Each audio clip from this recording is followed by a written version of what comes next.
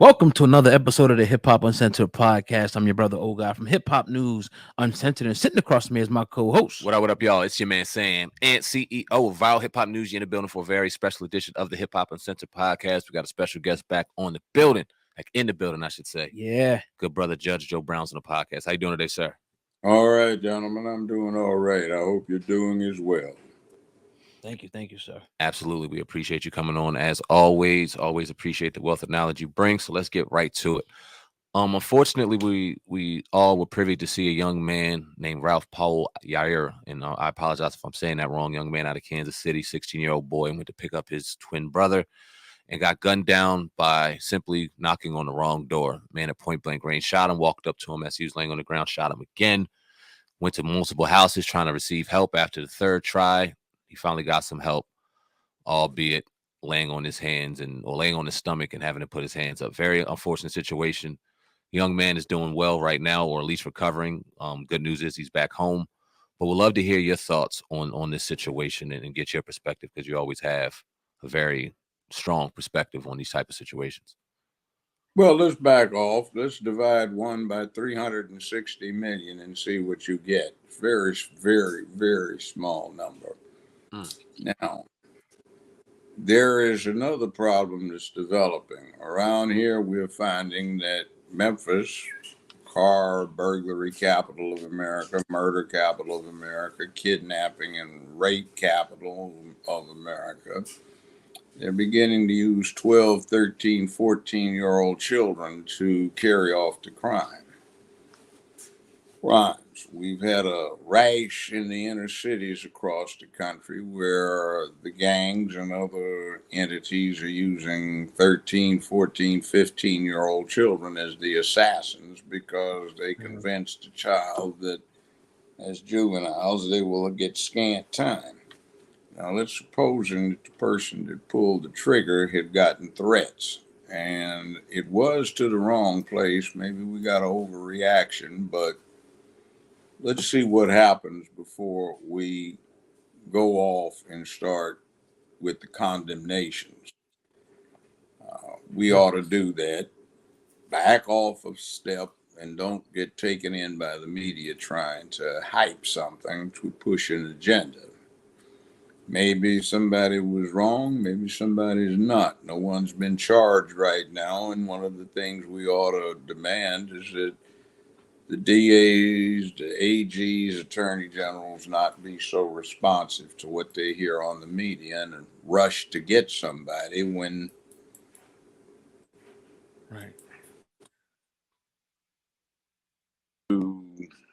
pressure, which sometimes ought not be there. So let's see what happens before we start pontificating on what went on, because I know from doing what I've done for about 50 years, quite often what comes out in a courtroom is nowhere near what the press says it is. Right. I've even had a few situations where the jury came back, honestly, on 3 occasions, they came back with the exact same question. On a homicide case, Your Honor, if we feel the victim deserved killing, do we have to convict the defendant? Now, I don't say, I'm not intimating that's what's here, but I think it's best that we all just back off. And what does Obi-Wan tell Luke in Star Wars? Padawan, patience is a great virtue. Absolutely. I was thinking that too. I'm like, what if that's not the real story, what they're telling us? What if he tried to break into his house? Like, we don't really know all the details of the story to be, rushing to judgment. I was actually thinking about that, but the media kind of paints a narrative. And then you have, which I want to ask you about, these people who I call ambulance chasers that run to these hot stories. Yeah, that, you know what? Well, put it this way. There is this little thing about what you really know versus what people think you know. Now, can you imagine a doctor who went through medical school, but he's never been an intern or a resident, and he's got medical office open and he's treating you, but he's never gone in and had that thing where there are a lot of patients he's had to deal with under supervision, Yes, sir. so he learns his business. Well, toward the end of my time on the bench, state bench, which has been more than 20 years ago, 22, 23 some years ago, I started noticing that people that got a lot of hype would have 8, 9, 10 clients in my courtroom on a given day, but they couldn't go to trial because it was an absolute disaster because they didn't know their way around a jury or a trial because they'd never been in one or had been in very few. And that isn't limited to defense or being a plaintiff's lawyer. I remember when I was on a bench, we had a DA that was the district attorney who got appointed was 2.5 hours late to his swearing in. Why? He'd never been to the criminal justice center. They had to go find him and bring him because he didn't know where to go. Wow. But he was the new DA. We've had judges that I'm familiar with who were sworn into the bar 30 years old, which was the minimum in the state of Tennessee, and 4 days after they got sworn into the bar, got sworn in as a superior court judge with unlimited trial jurisdiction. Mm-hmm. So biggest rookie in the courtroom is the judge in charge. Now you can imagine how big a mess that would cause. So it's all endemic across this thing, new and improved, and forget experience. That's an inconvenient thing that doesn't fit the narrative of we all are entitled to get a participation ribbon rather than actually having to compete. It's also got to do with I've wanted to be this since I've been 13. Yeah, but what did you do to prep yourself? Well, I always took courses so they would lead directly there. I didn't want to do something to my GPA and risk being able to get there. Yeah, well, you got there now and you don't know crap. So what's your point? You're useless. Now, one of the things that I would point out when somebody's considering what you do, go back and evaluate what the liability policy was that, say, a city had. Then go back and look at what's been done. Now, Black people don't appreciate their expertise in things, but there's a gentleman by the name of Willie Gary. Willie Gary practices in Florida. Willie Gary is 75 years old this year. Well, he holds the absolute record for the largest jury verdict that withstood appeal in American history. And out of the top 10, he's got 4 of them. Out of the top 10 largest settlements in American history, he's got 5 or 6 of them. So he is one hell of a trial lawyer.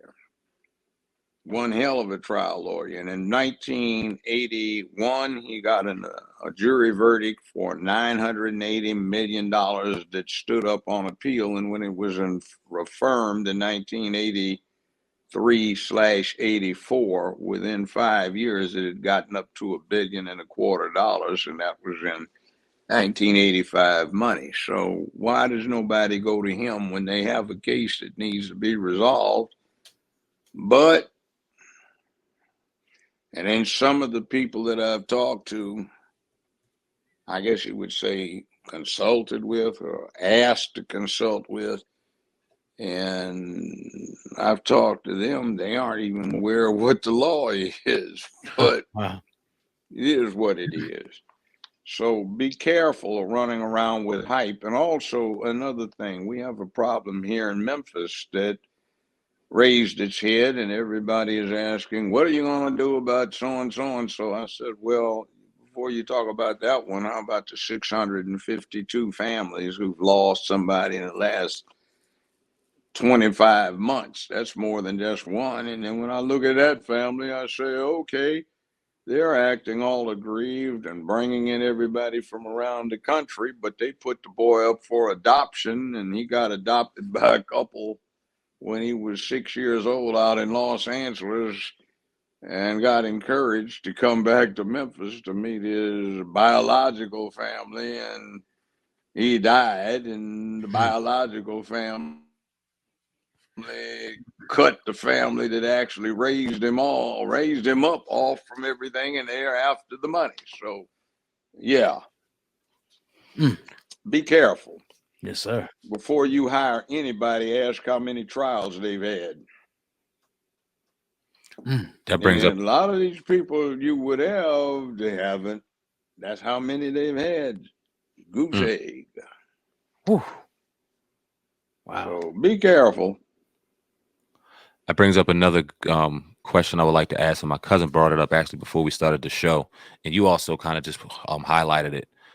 Out of all the murders that occur in this country, there's plenty of them on all kind of levels. How are certain ones picked and put into the media and put into our face over others? Do you have any idea on how that's It's Tuesday at 1:17 p.m. Everybody's out to lunch, and you got a 21-year-old, 22-year-old who's sitting in the newsroom, and he's going through his emails, and he decides to check a net, and there's an interesting case. He puts it on. Somebody else does the workup. The on-air person sits in front of the camera. He's not seen it. And he's there, and this afternoon in so-and-so, we had an interesting situation, and he reads what's going down. And he's well-versed in Mac C45 or something. Makeup. Is my makeup on? Has the dirt on right?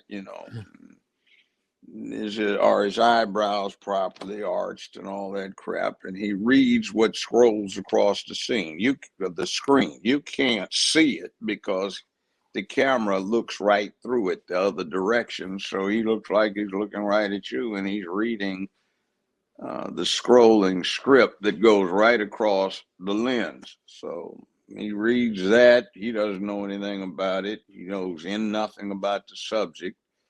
If he showed up to try and report on the scene, what's going on? What's this? I don't understand. Explain it. Well, you showed up. Don't you know anything about the subject? No. He knows his makeup, or she knows her makeup, and that's about it. And somebody sees it, and it picks up, and it's a slow nose day, and it becomes the thing. And there might be 300 or 400 more cases very close to that occur around the country, but nobody hears about them because that's the ball that got rolling first. Copy that. And half the time they get it wrong because they don't even understand the fine nuance. Like, we've got a thing right here. They're going to D.C. to demonstrate because the United States won't prosecute somebody for killing somebody in Mexico, right? Yes, sir. Okay. Now, first thing, that if you're going to report on this, have some idea of how things work. One of the first things and the principal thing that has to be established, I'll give you a jury charge. Ladies and gentlemen of the jury, there are certain elements of this crime that have to be proven beyond a reasonable doubt. One of the most important is you must be able to answer this question. Did this offense that is alleged and for which you have heard evidence during the course of this trial occur in this county or in this district before the return of the indictment? Now, did it occur in North Carolina? Did it occur in the county where they're going to try it, or the district, if there's more than one county in the district? Are they going to be able to prove that beyond a reasonable doubt? And then the other thing is did it occur on a federal enclave? Did it occur at an embassy, a consulate, a military base? Well, if that's not the case, the feds don't have any jurisdiction anyway. The Mexicans do. They've apparently issued a warrant, but they have not yet requested extradition. So the United States does not have, under its law, any jurisdiction to do a damn thing to anybody unless they can prove beyond a reasonable doubt, or have the proof that would likely produce that word convincing to a jury, that the crime either occurred or originated in the state or in the county in question. So you just can't say somewhere in the state. You have to say in this county or in the district of this court it occurred. Now, I say district because in the South, a lot of districts might have 2 or 3 counties in them. So you have to show before you can get anywhere that this occurred in this district, physically occurred, or somebody originated the crime and it started there and it spilled over someplace. Not it just happened and everybody came from there. That's not enough. So why doesn't the press put that out there and enlighten the public instead of blathering on? And you get everybody talking about they did our daughter wrong. Well, okay, yeah, wrong. But the other thing too, we live in the United States of America and we like to badmouth it, but I can tell you, most of the rest of the places in the world are like this. I'll give you an example quickly. Yes, sir. A lot of people would love to go to Paris, right? Or visit France. All the black folk that got jacked around in America back in the 20th century, they went to France. Well, in France, the gendarme will probably look the other way when an American cop might vamp on you. But if the gendarme arrests you, you are presumed guilty until you prove yourself innocent. Wow. In America, you're presumed innocent until you prove until you're proven guilty beyond a reasonable doubt. So just imagine if the cops busted you, you had to prove yourself innocent. But that's France, and everybody loves France. You know, hey man, I went to Paris, man. We were at the Eiffel Tower, man, and we were drinking some wine, man, and it was cool, man. Yeah, great. But you see, it's like that. Right. Now I have a question about the Mexican situation with the young lady. Can America? I was listening to someone. They said that they could prosecute for somebody killing someone abroad, but only is that No, true? they can't. They No. can't. Okay, so that's not true. Okay. No, it's not. The only way they can do that is if it was on a military base or a consulate or an embassy, if it's American soil, so to speak. Okay. If it originated in the United States, then it's up to that state to prosecute because that would be the origin of the crime. Now, there might be something that developed where parties conspired to lure somebody abroad and kill them while they were out of the country and dispose of the body. But that crime started in a state. You just can't say somewhere in the United States this crime started because the U.S. government doesn't have jurisdiction over that. You have to say it arose in a certain state and prove that beyond a reasonable doubt to even get personal jurisdiction over the crime. And if it originated, they planned it, plotted it, was carried out elsewhere, well, that would establish a connection, but they don't seem to have that kind of proof. And the other problem that would probably prevent it is the only way they could get that proof is if somebody told on themselves. And what do we have to prevent that? Fifth Amendment, you have a right to remain silent. Anything you say can and will be used in evidence against you. You have a right to an attorney. If you do not wish to continue, you may stop and secure services of counsel. If you're unable to afford one will be appointed to represent you. See, all of that goes in there. So when the press gets to hyping stuff up, it might not have anything to do with the law. And then see, in America, there's this thing called the perfect crime where they can't prove it. Oh, that's awful. Yeah, well, is it? How many of the people listening in bet on the Super Bowl game or went to a Super Bowl party where there was a pool on who was going to score what by what quarter?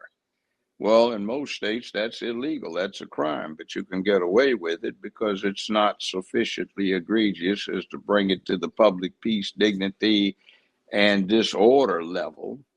And it's not brought to the notice of the public. And unless they have a search warrant, they can't go in, so you can get away with it. Murder?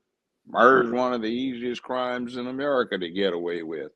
That's why they have these, what is it, first 48 hours? You don't solve the crime in 48 hours, probability of solving it drops way down. Why? Because the witness is dead. That goes to the other thing, the standing of the victim. Victim technically has no standing in a criminal case other than what he might serve as a utility factor by being a witness. And, well, they don't want to prosecute. Well, that really doesn't have anything to do with it, because quite often, maybe if it's looked at as somebody we want to get to, the DA comes in and says, we want this person taken into custody as a material witness. So since they don't have any jeopardy, and they can be compelled to testify, and they stay in jail until they testify or until they make what is known as, quote, a material witness bond, unquote. And really, in a criminal case, the victim is just the best witness to the offense of doing something against the public peace, dignity, and order of the state. Now, in any one of the 50 states you go to, or the United States, if it's a federal offense, the indictment is going to say on or about such and such date, John Doe did, quote, against the public peace, dignity, and the order of the state of Wyoming, commit the following act. It's an allegation. It's not proof. It's just an allegation, and the state has to prove that beyond a reasonable doubt. So can anybody do that? You see, and if the victim is aggrieved and he wants to go pop a cap on somebody for revenge, that's why we have a civil action. So if the person thinks they can prove it, they can file a civil action against the person that gives them grief. And in this case, all of these ambulance chasing lawyers that are hot on trying to get a settlement from somebody, why don't they advise them, well, you know, you can sue these people for wrongful death if you can acquire the proof. But then again, even if you get a judgment against them, you might not get anything out of it, because they might be what you call judgment proof. In other words, even if you establish the liability and get a damage figure, they've got no income, no property worth that. So you just spend a lot of money for a Pyrrhic victory. In other words, I proved my point, I'm right, but what do you get? Dollar damages, or 150,000 or 200,000, but they're broke, so you don't get anything. Yeah. Good point. Absolutely. I want to transition a little bit into music. Obviously, we do hip hop here and other genres of music, and we've heard a lot about the music industry and the dark side of the music industry, the demonic side of the music industry. We've talked about it numerous times before, but we've seen it kind of come up again. I don't know if you know an artist by the name of Sam Smith, but a lot of uproar has been brought to his attention because he isn't age restricting his concerts, and his concerts show a lot of demonic and very adult oriented type themes, and they're allowing children to watch. And then we've seen a hip hop artist by the name of Doja Cat have some controversial tattoos. A lot of people are in uproar about that. So I want to ask you, do you believe that there are demonic forces in music? And if so, and if you know about the Sam Smith or Doja Cat situation, please expound on them as well, but how it affects not only us, but our children. One person's demon is another person's deity. So there's this other thing too. Why are you letting children watch stuff that's adult content? And it's your kid. You don't need to give them permission or allow them to watch. Cut it off. Restrict. Oh, you don't know how to do that. Oh, wow, that's too bad. Maybe you need to learn how to do something. You ever seen somebody with a well-trained dog, and the dog is obedient, doesn't get out of line, will sit when told, will roll when rolled, lay down or lay when they're told, or comes when they're told, and then another dog is just totally out of control? Yep. Well, if you want to train a dog, you have to train yourself first, and then you have to use proven methodology to train the dog so the dog acts civil.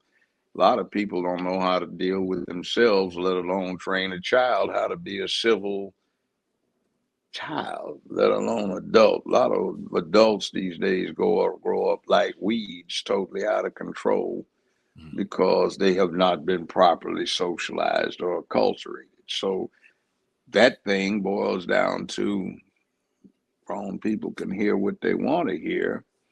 First Amendment, free speech, free expression, and keep the children out of the picture. Mm. That might be the solution. Powerful. I want to talk to you about Trump, Donald Trump. He was I guess indicted. He was indicted. What's your thoughts on that? You think they're trying to keep him out, of the presidential race? Does it go You that deep? talking Or about just Bragg? Bragg has been creating a furor in his borough in New okay. York with all of the crime that's been occurring, recidivism, repeat crime by folk that are already out on bond or for serious offenses, or who have had prosecutions against them dropped for serious offenses. That same person indicts Trump. Now, let me lay on you what I always taught when I did teach law school, or Okay. when I went through law school, or when I was mentoring young lawyers. If you want to understand the case you're dealing with, flip the script, take the other side. Mm, In fact, when I had a law class or two or three, I would divide the class up. One side gets the plaintiff, one side gets the defense. And I'd have them prepare for it. And on the day of the quiz or the test or whatever it was, I'd make them flip sides. right. They'd get all upset. And I said, no, see, it's not about you getting emotively involved. It's about what's really going on. So you can't defend if you don't know how to prosecute. You can't prosecute if you don't know how to defend. That said, now, Stormy Daniels is supposed to have been what? Paid off not to reveal such harmful information that she might otherwise reveal. Now, flip that, and what do you get? In other words, somebody might be embarrassed if they're not paid off. Give you a Mm, clue. mm, Wow. It's called blackmail. So, in other words, Trump's getting prosecuted because he was a victim of blackmail. Wow. See, why are you, idiot, as the district attorney prosecuting the victim of a felony? Now, let's get to another thing. Mhm. American civil law encourages settlement Right. rather than trial. So the company settles with the woman to avoid embarrassment to the product. Aside from that's being succumbing to blackmail, that's settlement. That's what American law says. So are you going to indict somebody for an affiliated company following American law? Mm, Now, when you have a settlement, usually there's a gag order or a gag provision, so you're not supposed to shoot your mouth off about what the settlement is about, right? right. Well, if you are compelled to reveal the details in a corporate disclosure and that revelation becomes public record, what did you just do? You violated the gag. So yeah. you're going to indict somebody for not violating the law in a court order? Oh, wow, that's really deep. And you see, you get into this, it just goes further and further. And the other thing is essentially this is a problem that some dumb DAs never understand. You can't say on or about such and such a date, John Doe committed an assault against Robert Jones. You can't say that. You have to say on or about such and such date, John Doe did approach the individual Robert Jones and did push him and then strike him with his fist 5 or 6 times, causing bodily injury wherein there was no provocation. See, he doesn't do that. He just says he committed the crime of, and he doesn't set forth what he did to commit it. The other thing is, there's another problem with everything this idiot does. And I say that because I'd flunk him on a law exam. Or if he came in front of me with this kind of proposition, it's out of there. This corporations have long been considered fictional people. Yeah. The 15th Amendment sets forth that no person on account of shall, in other words, they're to be treated the same as anybody else, even though they're fictional. Amongst other things, that got set up so they are what in England would be called LTD, limited liability companies. So if the corporation goes broke, the creditors can't sue you to attach your personal funds. They can only go after the corporation. Correct. That's how we invest in a corporation and assume no liability for the operation of the corporation. So yet the district attorney in question, Bragg, is going to say, well, let's forget about the fact that the entity that does the things is actually to be treated under the 15th Amendment as an actual person. Let's penetrate that and go after Donald Trump. What did he do? He didn't do anything. He wasn't participating. They don't even allege that he participated in the corporate decision. They just say he was a beneficiary of it. Then they want to say somebody else put the money up. Well, wow, did you never practice civil law in your career because you know, or did you ever defend anybody in your career because you know that 9 times out of 10, when there's some money to be put up, somebody loans it to the person that needs it. Bank, mama, daddy, aunt, uncle, grandparent, friends, co-workers, business. So what in the devil are we talking about here is wrong? I will refer you to something else. Let's take, first series of impeachment proceedings against him. Constitution says, Article 2, Section 4, that a president or vice president can be impeached and, if convicted, removed from office. What can he be proceeded against? 4. There aren't but 3. Bribery, an alleged bribery. Treason, treason's the only crime defined in the Constitution, certainly wasn't treason. Or misdemeanors or felonies while holding the office. So what did they do? Let's go on that one. He obstructed Congress. Well, that's the real dumb one because the idiots assumed that by Congress we were talking about the House of Representatives, which was Democratic. At the time, the Senate was Republican. So when you got around to that, what are you talking about? Let's have a poll. All you guys over here in the Senate, anybody get offended? Nope. Well, that one's dead on arrival because Article 1 of the Constitution says the Congress of the United States shall consist of 2 chambers, the House of Representatives and the Senate.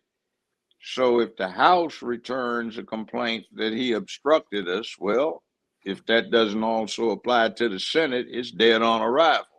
And the other thing is technically, every time a president vetoes an act of Congress, he's obstructing them, but that's what it is. And besides, they had no proof that he was obstructing what the will of both houses of Congress were about. Next thing was he abused his discretion. Well, is that a crime or is that a misdemeanor? Well, there's no such enumerated crime under the American criminal statutes. So that was out of there. So they wasted everybody's time because ignorance just rolled on. And somebody said, wait a minute, what the hell are you doing here? That's like, I've had crimes alleged, we've gone to trial. Excuse me, where's the rest of your proof? Well, what do you mean, Your Honor? Well, the state's alleged that such and such valuable property was taken from the true owner. Who is the true owner in this case, and what is the valuable property? We haven't heard anything during the course of this trial. Well, Your Honor, who is he? Does he have an ownership, and what did he own? Well, Your Honor, well, I'll tell you what. Court will allow you to reopen your proof, see what it is. Put the witness back on the stand. Well, yeah, see, it's like this. I had some foul smoke, so this dude deprived me of some valuable merchandise. What was it? Some crack. Mm. Wait a minute. We're in here because your victim got deprived of a valuable quantity of crack? What the hell is wrong with you? Right. You brought us in here for a week of trial, and you didn't put this up in front of the jury, that what we're talking about is your victim is alleging that the defendant stole crack from him. And then, see, we're not even going to go down that rabbit hole, because the thing is it was being sold to children allegedly, and somebody decided that they were going to stop this from being sold to the children. So what the rest of this mess is you didn't get into is that the person you're trying seized the crack and threw it down a gutter to get rid of it so it wouldn't go to the children. But you want to prosecute him because he deprived the crack dealer of a valuable quantity of crack. Have you lost your mind? So is it safe? Sorry, go ahead. It gets real crazy. So is it safe to say? I heard another attorney saying that even if he is, found guilty or whatever, it's nothing real serious. He can still move forward to the election, right? No. And the other thing, too, the statute of limitations is long run on that. Well, he sat there and he dealt with her for blah, blah, blah, right. Sex, paying her for sex. Well, that's at worst assignation. Yeah, it's a misdemeanor. 1 year ran on it long ago. The other thing is, was the misdemeanor committed in any officer's presence, or was there a warrant from a witness who swore this out in front of a judge? No. So it's an impossible crime. In the United States, for the most part, a misdemeanor has to be committed in an officer's presence to be actionable, or some ordinary citizen has to swear out a warrant. And for a misdemeanor, you're talking 1 year.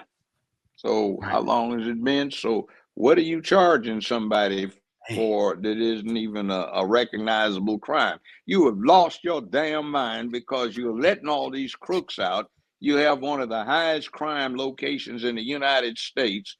You're letting folk out who have shot, robbed, jacked, a whole lot of folk who live there. And you're being politically correct, so you're not doing anything with him, but you want to go after somebody for buying some pussy years ago and then getting blackmailed behind it, and you want to go after that because you don't like him? Hey, what time is this? Right. What about everybody saying, how come they didn't put him in handcuffs or they didn't give him a mugshot? Is there anything to that? Why? You don't know. See, the mugshots just to identify somebody. You don't know who the president of the United States was, who was the 45th. What's the point? Okay. And by the way, it's not a technical requirement. It's a convenience. See, trust me, when the law got established, they didn't have smile, watch the birdie, plump. That's a recent invention. I want to transition. I want to talk about actor Jonathan. I mean, and look, let me say this. Go ahead, bro. You don't have to like Trump. Now, I alluded to this earlier. You have a right to remain silent. Anything you say. What do we call that? Those are Miranda rights. The police are supposed to Mirandize you when they arrest you before they question you. That's Miranda. Miranda was not a nice guy, but his name is associated with some rights that we hold very vital as American citizens. Most of these rights were enumerated or explained or established by or through people that were not nice. So we nowadays are taught to be emotional, so we get away from rationality in talking about what is the principle at issue. Well, I don't like him. See, he a racist. Well, what's that got to do with infringement on his rights that also set a precedent for infringement of your rights? See, if we thought Miranda was a bad guy, a felon with multiple convictions, which he was, then we wouldn't be hearing today, you have a right to remain silent, anything you say can, etc., etc. That's the law. We know in America that the law, you're innocent until proven guilty, but in the media, you're definitely guilty until proven innocent. One of those situations happened with actor Jonathan Majors. We know what he's currently going through. There was a rumor going around saying that one of his biggest bags to date, the one with Marvel, him playing Kang the Conqueror, was being taken away because of those rumors. Marvel came out and said that wasn't necessarily the case, but we see what happens when rumors get started and things happen. It damages the person's credibility and name, whether they're proven innocent or not. What do you think And about? see, Yes, yeah, sir. exactly. See, I know Hollywood. I was out there, #1 and #2 syndicated show, not this judge show. Hell, I was beating Oprah every week for the last 4 or 5 years before I retired. Hell, I was over 65. Damn that. I had the money. I didn't feel like being bothered with that mess. And I might join the lady who was complaining about what happened with CBS and them depriving her of what she was entitled to. Speak about Monique. With Monique. See, Right. CBS wanted me to take a big IOU. I said, wait a minute, CBS, you want me to take that for how many $1 million? You lost your bloody mind. The hell with you.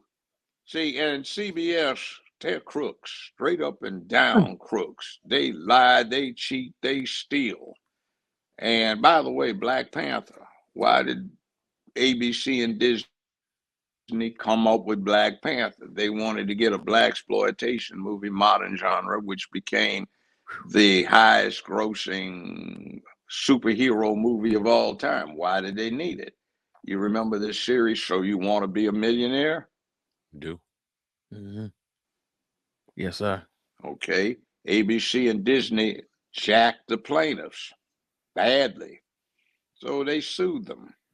Well, they kept winning, and ABC and Disney kept appealing until they got into the federal system, and they got to the Ninth Circuit. They lost with the 3-member panel.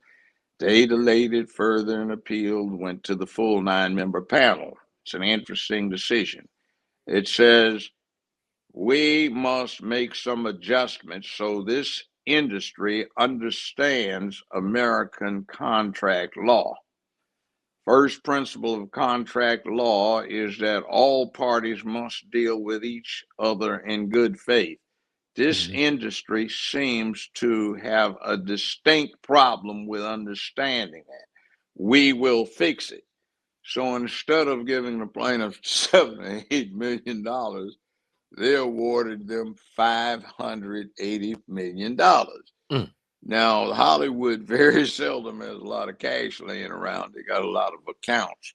So by the time they did Black Panther in 2019, which was 8 years later, the judgment had ramped up to almost $1.5 billion with interest. So the plaintiffs effectively own most of the rides at Disney World, Disneyland, and Orlando, and in Anaheim, California. And all ABC was about to lose their property, so the plaintiffs went in to collect, and ABC and Disney got said, you can't even pay the interest down. You better pay it in so many days. So they counted on us to show up for Black Panther, and we got Zoom went in and really supported ABC and Disney that doesn't give a flying damn about us. And we bailed out ABC and Walt Disney. And then they had Wakanda Part 2. We bailed them out again because they had another interest payment due that they couldn't have made without black folk going in. So what did they have? Black Panther, what was the battle scene at the end? The black women in the tribe were having a lethal combat with the black men in the tribe, and they were trying to kill each other off. Yep. And that's like the Dick and the Nookie fighting each other, trying to kill each other off, which is the dumbest thing I've ever heard of in my life. And we out there yelling in support. Yeah. Now, I know some of these brothers ain't getting none these days, but I mean, there's some of us are. So why you want to go fantasize about killing it off? It's in rare enough supply now. Man, you ain't had none, man. What's the matter, man? Listen to me. I'll tell you how you get it, man. Hey, how you do it. So why you want to go see the Nookie trying to kill off the Dick, the Dick trying to kill off the Nookie? Man, ain't nobody getting nothing, man. What's wrong with you? It's crazy. Let's we love it. Yeah. We love it. And we like to jump in, and when somebody does something, we flock in like, hey, back off this mess. What you trying to do? This ain't achieving any damn thing. And I would say something too. I used to have a controlling interest, financial, in an entity known as Verbally Toxic. 25 years ago, it was a recording studio. And what we did was a lot of business because some of the name brand entertainments would go to some of the name brand studios. Back then, you needed a formal studio. It's not like it is now. And sometimes they'd F up badly. So they'd have all of these tracks that were ready to publish. And then, no, man, this went way wrong. So we could turn it around in 24 to 48 hours. So we got a lot of business, but there was some crazy putrid stuff going on up in there. And let me say this, for the nascent folk, distribution, residual rights,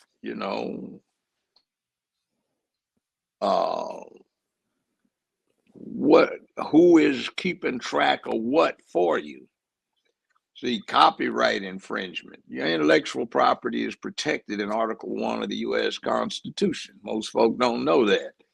So deal with it. Yeah. We got a lot of money. I'm sitting here getting some lawyers that I need to sick on CBS because they haven't been giving me residuals, which my contract told me I was entitled to for the stuff they showed 6 times a day, 35 or 40 places in Europe. So where's my money, dude? And well, the union is, well, yeah, what about you guys? You don't like what I'm saying? Right. Yeah. With that being said, if you can speak a little bit on the Monique, her now suing CBS. CBS is a putrid bunch of lying thieves. They look, half the mess I had with CBS, which is a Viacom property. Wow. Viacom assigned it to Paramount and then CBS, was that one of the first CEO involved, they admitted embezzled $25 million from my show. I was supposed to get a big chunk of. So they kept trying to get me to ignore it by, well, I'll tell you what, if you just let us ride, we'll ramp up your next contract. Okay. So I got down to where I had 45% of the unadjusted gross. And that's big money, especially when Viacom and Paramount were saying my show was their most lucrative when it came to profitability. So where is my money? And they want to come up with this. So I wasn't too anxious at the time since I wound up going through a divorce, but I might have to join in with Monique and say CBS is a bunch of sharks. They want to put knives in everybody's back, and I've never seen anything like it. I grew up in South Central LA. Well, it wasn't South Central then because that didn't come up until later as a name. Now the city council said, we're going to use that term because it is so offensive. Well, it was what it was, and you have some wasted kneecaps if you did what Hollywood does ordinarily.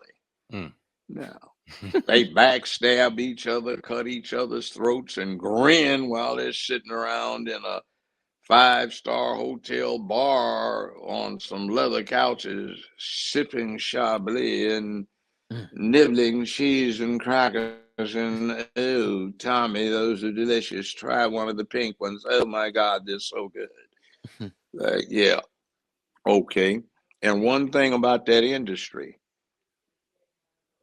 well, I can abbreviate it. You've got all these adults who spent their entire lives in make believe and fantasy and not real. Mm-hmm. It's astonishing. The good folk in Hollywood don't hang around with Hollywood because it's kind of sick. And then we have Freaknik. And I know we've seen a lot about Freaknik. A lot of people are up in arms about it, the documentary, a lot of people because they were there. But then there's been this interesting conversation between the hypocrisy of people up in arms and Freaknik and the Pride Parade. And I seen one person say that the only difference between Freaknik and the Pride Parade is Freaknik didn't allow their children to see it. And the Freaknik started off really as an early Pride event. See, you have people talking about the 1980s and 90s, but they are talking about when this first started associated with Atlanta's underground in the 70s. Please elaborate. Yeah. Well, what do you see when you have a Pride Parade? In the 1970s, they didn't have Pride Parades, but they had those events. Rick James was on my show. He was talking about, hey, don't get happy. That song "Freaks Come Out at Night" is just a song, you know. But we used to call, man, get your freak on, man. And that was from the 60s, and Freaknik, you know, that was in line with what started out back then. I think they had an analogous event called the Burning Man that was out in the California desert. It was in the 60s, 70s, went down and then came back up. So you see things go down and come back up. And what people are calling Freaknik right now wasn't worth what the first Freaknik was all about. That was what happened in Atlanta, which was a substitute. Well, would become a pride thing now. So it was what it was. Right. Now you hear people also talking about trying to file lawsuits. Is that going to be possible if they, caught up in the footage? If your ass was there getting your freak on in public, Yeah. damn, you did it in public. What the hell? Oh, I really messed up, man. I was out there high, man. And, like I was getting my freak on, man. 35 years later, man, or 20 years, 28, man, I don't want anybody to know. Well, hell, fool, you shouldn't have done it in the first damn place. Right. Right. Sure, they didn't realize we'll have social media and it'd be the way it is today. Yeah, right. It's coming back to haunt them. Right. I want to ask you, real quick, kind of going back to CBS days and being taken off the air or leaving the air. I didn't get taken off. They owed me $28 million. And I said, where's my damn money? And I said, I've been doing this for 15 years. I'm tired of all you damn fools trying to go around here and cut everybody's throat. I said, I'm out of here. I have better things to do. So I retired on top. And at the time I retired, it was in rankings order. It was Judge Judy, Joe Brown, Wheel of Fortune, Oprah Winfrey in that order for syndicated shows. Then you had the Today Show, Tonight Show, Ed Lenow, and it went down like that. So I went out on top. Some people locally were trying to cheat and misinform corporate headquarters in New York, and they didn't wind up being there. I think the last one got fired within 5-6 weeks after I left. Did you and as then far as we got the Negroes. Yeah. I'm gonna tell on somebody. We got Negroes. Okay. They had NAPTI 2014. Myself and another group, we came up with some stuff. We were selling it. NAPTI is National Association of Television Producers and Executives. Okay. somebody black who is supposed to be all this and that, who was a front for CBS, was over there, and we sent a spy over, very pretty Cubano sister, and she recorded him trying to work out a deal with CBS to set me up, which would have been for several million in penalties. So he wound up trying to get me to do a reenactment court thing, which I wasn't going to do. And he included the exact language we heard him being told about by CBS in this proposed contract, word for word, which would have caused me to be suffering several $1 million in liability to CBS.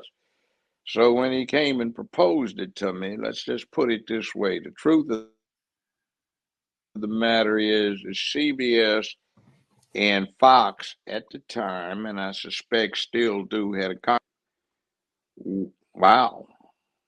a contract agreement wherein CBS could not get on cable or satellite without going through Fox.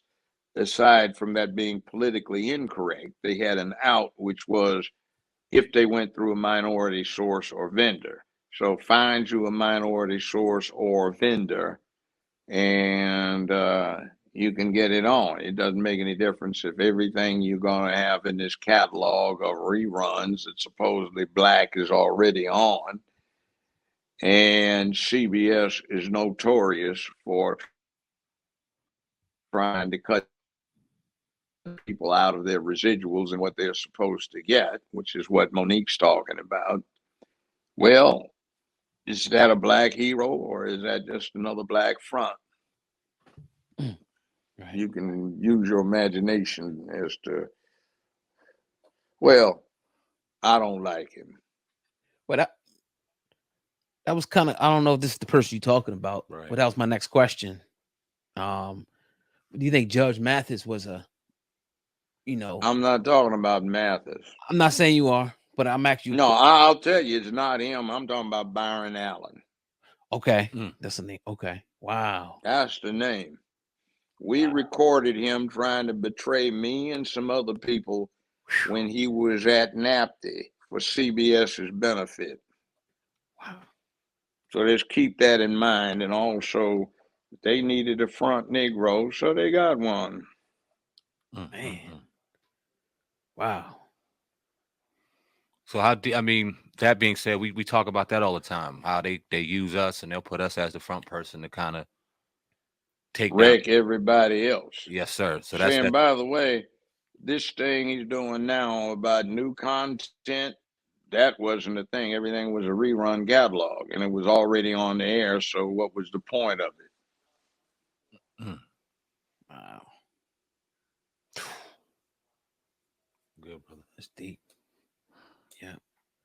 Yeah, we definitely appreciate you, man. Once again, Judge Joe Brown on the Hip Hop Uncensored podcast.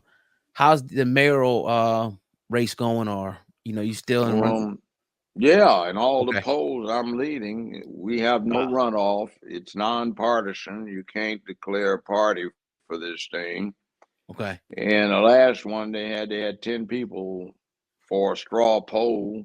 Understand, you don't have to get the absolute majority. There's one more vote than the next highest person. Well, I had 47% for the time they ran out of 9 alternatives, and the next person was 11 points below me. And it's gotten ludicrous. We had one idiot that was talking about the way for Memphis to succeed is to give us extra money to bring in billionaires so they can make more money here, and we should sacrifice our interests so they can show us how to do it. Have you lost your mind?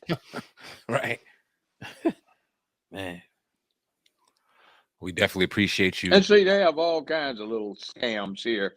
They get the fix going on, and they acquire city property that's been confiscated for non-payment of taxes, and the city sells it to them for chump change, and the city rents it back from them for more per month than they paid for it. So it's racket.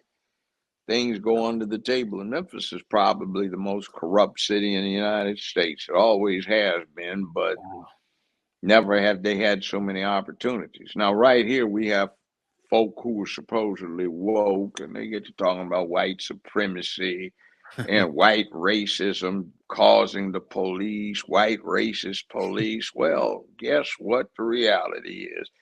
Between 65 and 70% of the police department is black. 80% of the command authority in the police department is black. 60% of the criminal court judges are black women.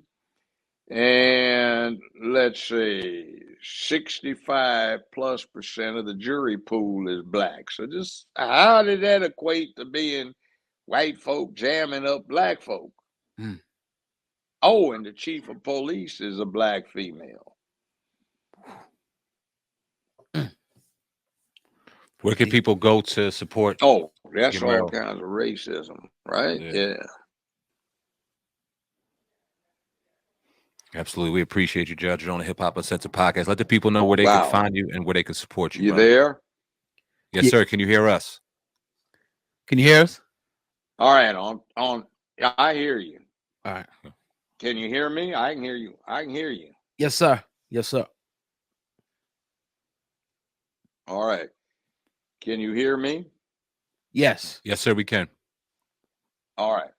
Okay. On Twitter, you can get me at Judge Joe Brown TV. And I actually got a blue check thanks to Elon Musk, the new boss. He gave him 5 days to get it squared out. I got my blue check in 2 days after 7 years of trying. They said they didn't believe it was me. By the way, you see what dude did this week? They just had a practice countdown for the most powerful rocket ever made that should be able to get more than 100 people to Mars in one flight, let alone to the moon. So it will be able, the booster will land vertically at the spaceport so it doesn't drop into the ocean. And it can get up to 150 tons of payload into a low Earth orbit with, 16 million pounds of thrust. That's a bad boy. So that's what he's doing, but he's still paying attention to Twitter. I just put that as an interjection.